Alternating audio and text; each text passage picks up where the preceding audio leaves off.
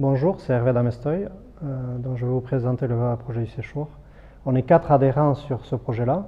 Il a été mis en place donc, à partir du 15 juin 2017.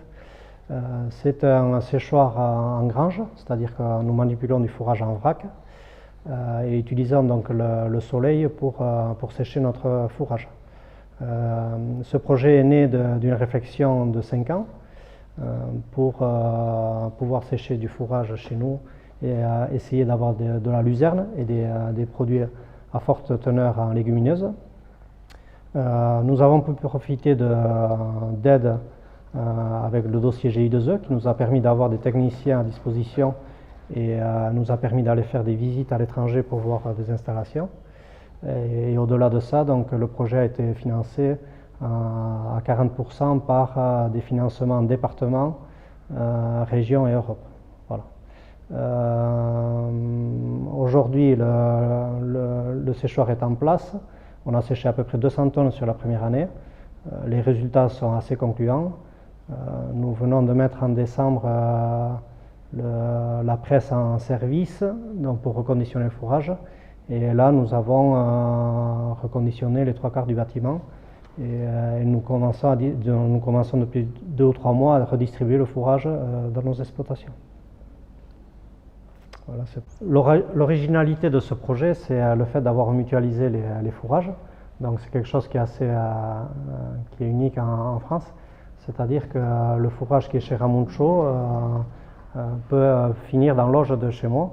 Et tout ça, pourquoi on en est arrivé là, c'est pour faire abaisser les coûts de production et le prix de revient donc, de ce bâtiment-là.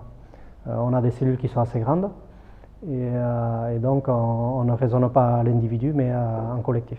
Nous avons rencontré des difficultés par rapport à ce projet. Donc, dans un premier temps, c'était sur l'urbanisme. Il a fallu attendre qu'un décret sorte et nous laisse la possibilité de construire sur un terrain agricole.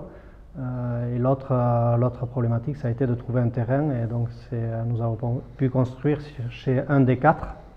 C'est ce qui nous a un peu sauvés et permis d'avancer dans ce projet-là. Par contre, une fois le permis de construire en notre possession, donc au mois de février 2017, la construction du bâtiment entre la maçonnerie, le charpentier et les équipements intérieurs a été très rapide puisqu'au 15 juin, nous séchions déjà les premiers fourrages. Ce que je retiens, c'est une formidable expérience humaine, surtout entre les 4. Les 4 ont été solidaires, ont voulu aller au bout de leur projet. Je m'aperçois qu'à un moment donné, le fait de mutualiser aurait pu amener des réticences et en amener autour de nous. Je m'aperçois que chacun a fait le maximum pour essayer d'amener le meilleur fourrage, que collectivement on avance beaucoup plus sur les réflexions, sur les remises en cause et ça apporte toujours un plus pour le projet. Un point positif, ça a été l'utilisation du réseau CUMA avec tous ces techniciens qui nous ont permis dans un premier temps de chiffrer le projet, ensuite de faire le dossier de subvention qui nous a permis d'avoir autant de financement. Et cette approche économique est essentielle au jour d'aujourd'hui pour savoir un peu où est-ce qu'on va. Et c'est vrai qu'il y a de la compétence, on l'a utilisée au maximum. Aujourd'hui, pas mal de personnes visitent ce projet-là, que ce soit des écoles, que ce soit des agriculteurs, en se posant des questions, eux, si un jour ils pourront le mettre en place chez eux, et ils veulent savoir collectivement comment ça se passe. Voilà, et peut-être qu'un jour, ce projet-là fera quelques petits.